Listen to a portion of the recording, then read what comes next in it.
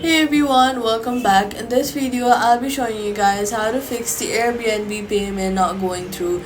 First, check your internet connection and make sure that you have a stable connection. A weak or unstable connection can interrupt the payment process.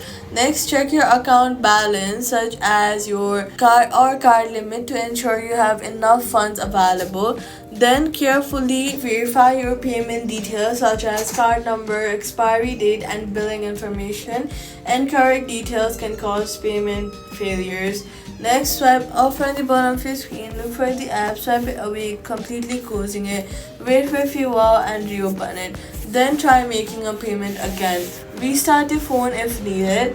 Then head over to your App Store or your Play Store, search for Airbnb, and make sure that the app is updated to the latest version, and as outdated apps may cause transaction issues. Now, if your payment is still not going through, try using a different payment method or contact your bank as the transaction may be blocked for security reasons. That's how you fix the Airbnb payment not going through. Subscribe for more simple and helpful guides.